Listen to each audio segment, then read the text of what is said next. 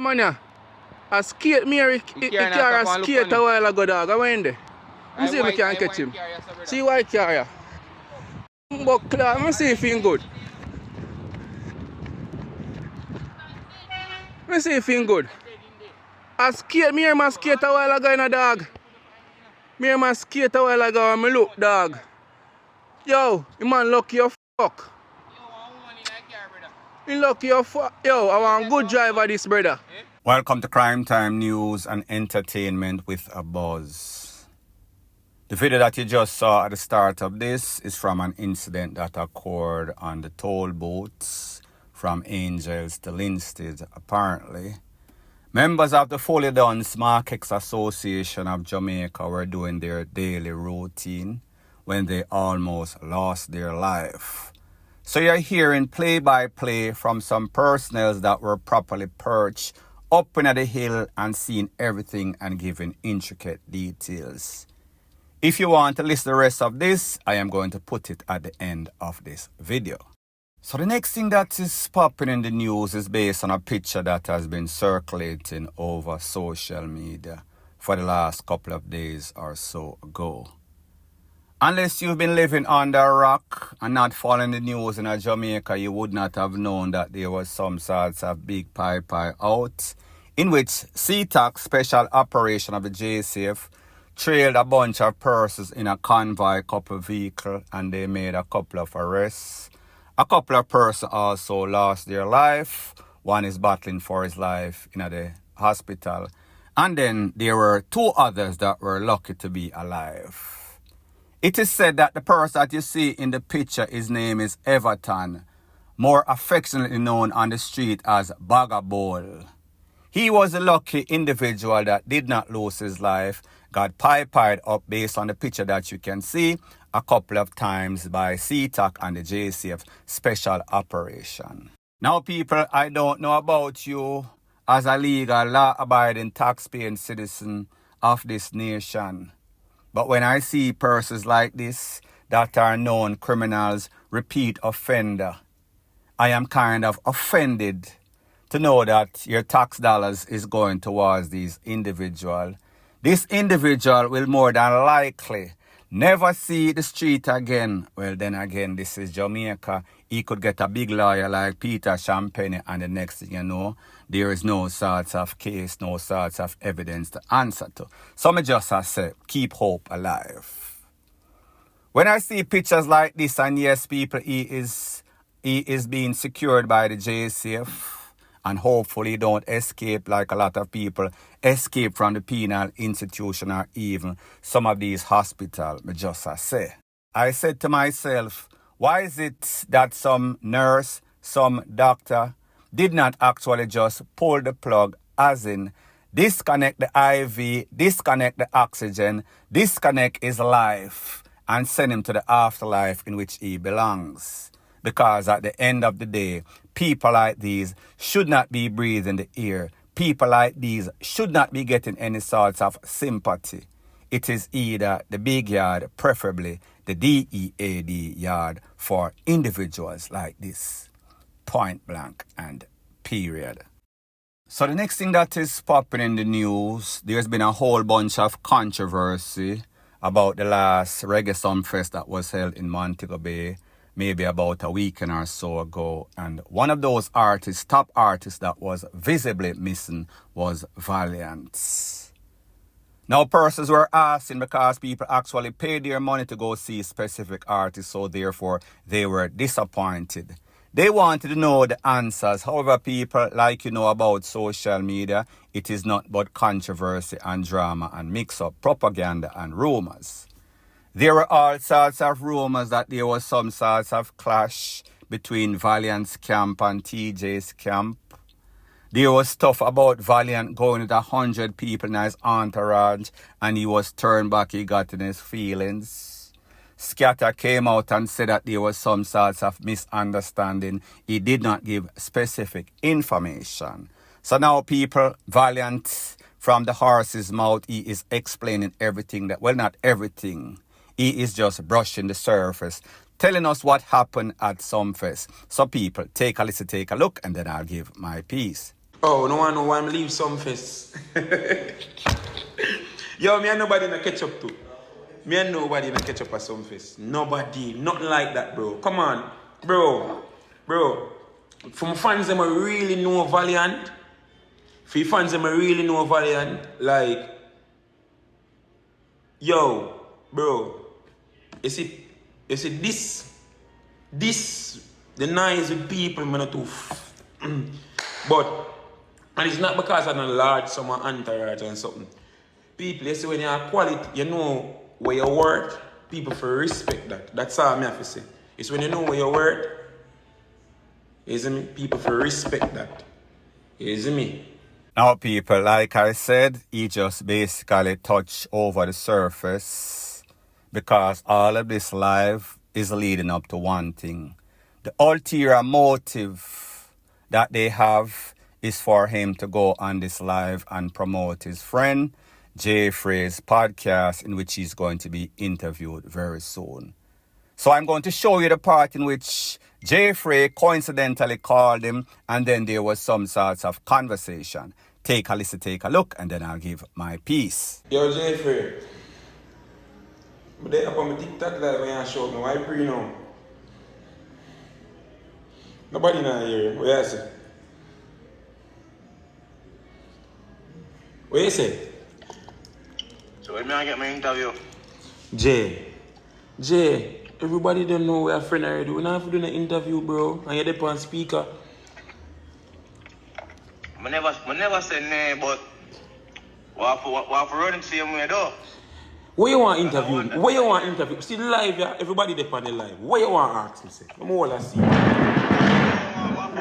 What for give the glory, because I do some things where need to get highlighted, you understand? Bro, nobody not, me don't want no highlight, man. I'm good. I just go and work. And me want to give you the highlight. Boy. But Carl, what can tell link with your interview to you, know? See, no, when I deal with that, bro. Eh? When I deal with the drama and the rain. No, I run from. But I am a friend still, so I'm going to do my interview with you still. Alright, then, my brother. Yeah. I'm there. Big up the people in the life now, man. Big up for the lives, you know? One diplomat. No, something better than that. It sounds dry, man. Remember, authentic, you know. Yeah, the people dry. them look. So, yo, give them a real one now. Yeah, big up. You don't know I want Jeffrey and I want, let's be honest, and I want Valiant. And big up. Hey, yeah, blood clot. Guess who I call Jay? They come like a sealer. Now I can talk. No, for real, no. Let me answer my ear, myself. Let me answer him, blood clot. Big up yourself. Alright, bro. Now, people, like I said, one hand wash the other when it comes to promotion.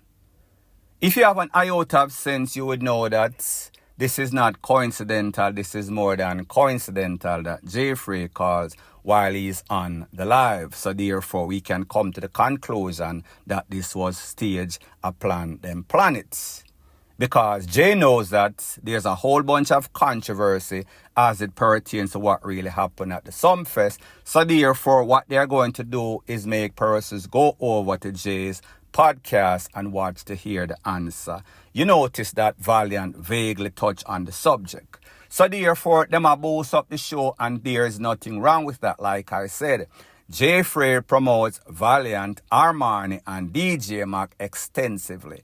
Vice versa, they do him the same favor. So therefore, they have a symbiotic relationship, and people, there is nothing wrong with that. When it comes to friends, loyalty is very important, and it is obvious that Jeffrey is loyal to DJ Mac and the crew, the rest of artists, including Valiant and Armani.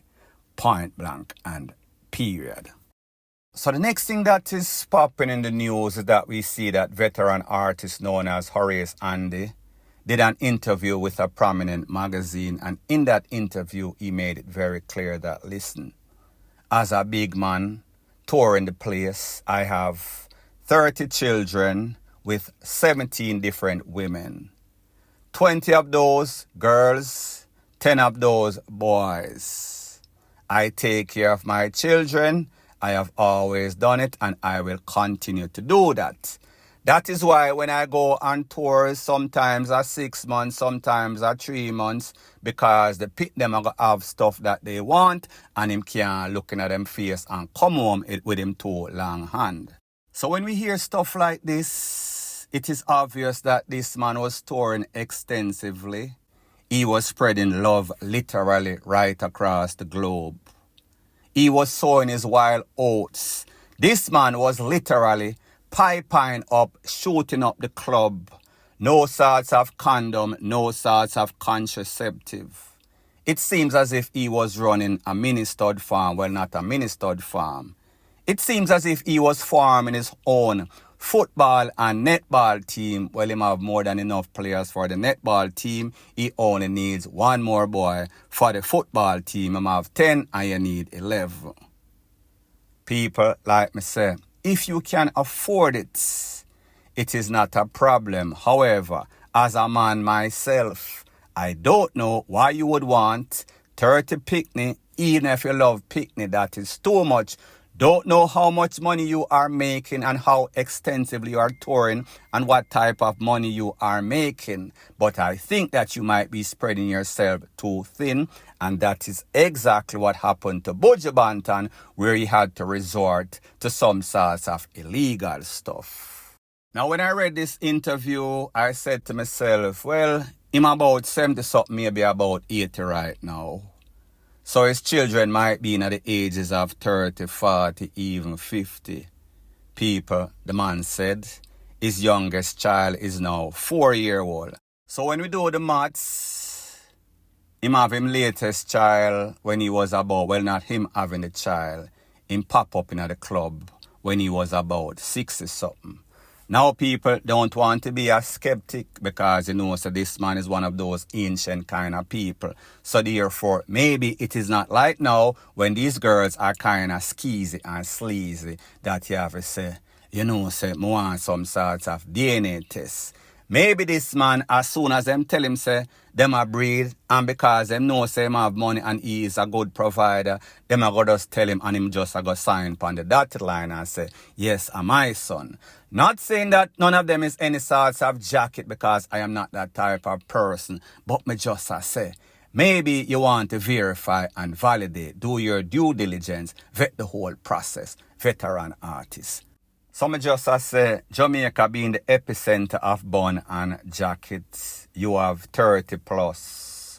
What is the odds, the law of possibility or probability that maybe one of those is not yours? And people, I am not trying to put any sorts of damper on this interview.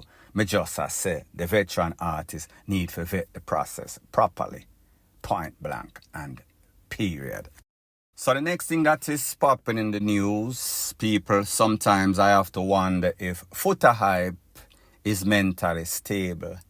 If he's not one sandwich short of a picnic basket, he is not wrapped too tight, he is mentally unstable. That means him sick, him head no good, him need some sorts of checkup.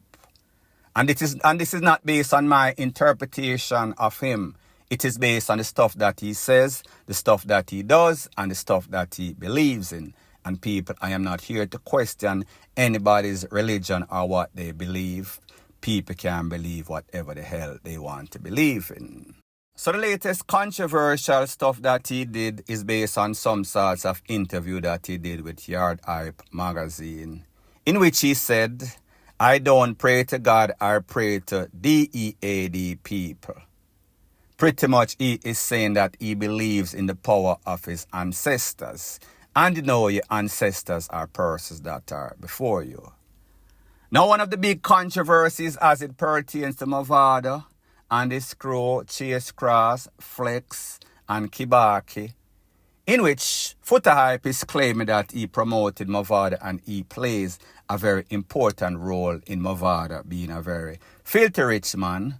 Mavado turned his back on him. Mavado turned his back on his artist that he was trying to promote, the names in which I mentioned before. And now Mavado is running with a youth named J.A. Now people, here's the thing. Since that back and forth, it seems as if Mavado has gone ill. He has some sorts of serious flu. might be the big C situation. It did not specify, but me just say that is a strong possibility. Now what Foota Hype is implying is that it is because Mavado diss him, violate him, and he does not want to see anything wrong with Mavado. However, if Mavado violates him, don't be surprised that the ancestors turn on him. Now people, from what I know with human beings, they get sick from time to time. It is natural. So therefore, maybe this is just coincidental that because Foota Hype talk, Mavado gets sick.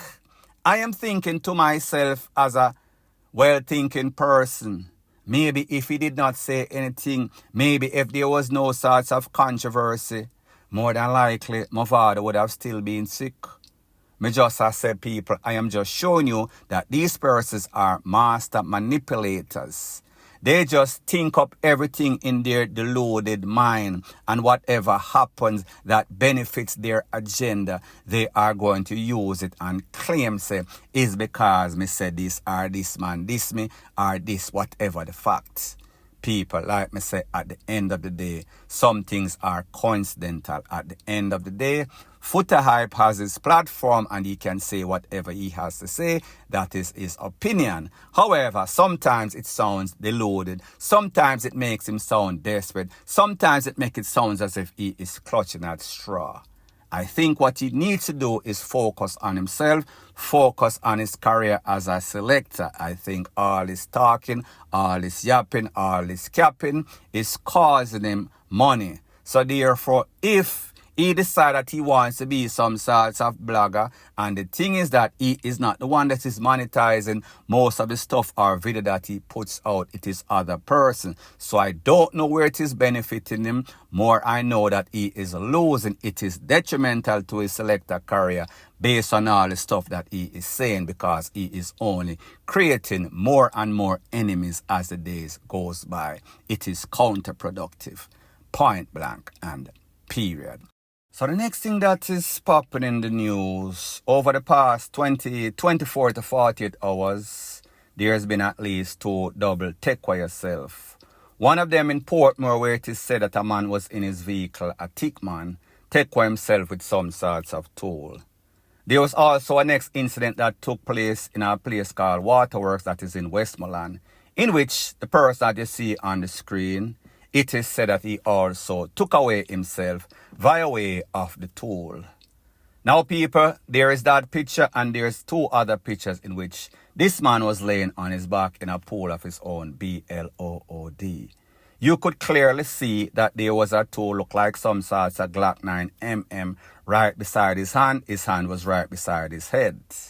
However, based on information that I am now hearing, it is said that this man was conned up multiple times. Now, people, in my opinion, if somebody is trying to take away themselves, then they are going to either aim for the head, one, and then it is over, kaput, afterlife. Based on what I am hearing, he has a couple of con in different places where there is no sort of vital organ. So persons are surmising that this might be some sort of foul play. Somebody pretty much blaze him up and then con him up in the head and then put the gun right by his head to make it seem as if it is a take away yourself situation. So I say this to say that I am no sort of ballistics expert, forensic expert, crime scene investigator. However, when I see something that does not make any sort of sense at first glance, it might look like it. However, upon proper or more intense investigation, I realize that there is something wrong. Somebody is trying to pull off a fast one. However, I don't think that it is going to work, and I don't think that the popo is going to fall for it. As soon as I get some more pertinent information as to exactly the cause of DEATH, I will be sure to divulge ASAP. So anyways, people, thanks once again for checking out my video. If you appreciate videos like these, please show your appreciation by liking, commenting, sharing, and subscribing to my channel. That is how YouTube promotes videos like these to like-minded, sensible persons like yourself. Bless up.